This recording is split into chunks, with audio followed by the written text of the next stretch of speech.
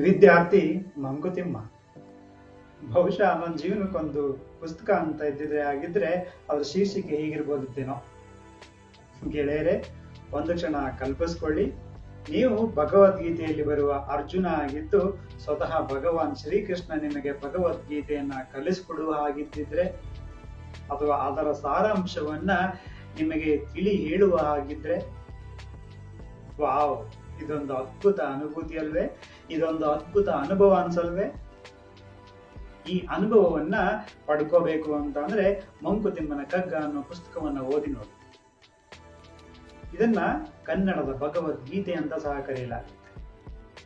ಇಲ್ಲಿ ಕವಿ ಗುಂಡಪ್ಪನವರು ಮಂಕುತಿಮ್ಮ ಅನ್ನುವ ಕಾಲ್ಪನಿಕ ವ್ಯಕ್ತಿಯ ಮೂಲಕ ನಮಗೆ ಜೀವನದ ಸತ್ಯಗಳನ್ನ, ಪಾಠಗಳನ್ನ ಕಲಿಸ್ಕೊಳ್ತಾ ಹೋಗ್ತಾರೆ.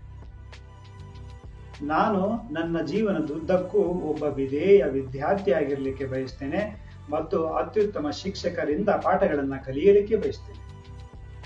ನಾನ್ ಭಾವಿಸ್ತೇನೆ, ಯಾವಾಗ ನಾನು ಕಲಿಯುವುದನ್ನ ನಿಲ್ಲಿಸ್ತೇನೋ ಆವಾಗ ಅದು ನನ್ನ ಜೀವನದ ಕೊನೆಯೇ ಆಗಿರುತ್ತೆ ಅಂತ. ಗೆಳೆಯರೇ, ಒಂದು ಕ್ಷಣ ಯೋಚನೆ ಮಾಡಿ ನೋಡಿ.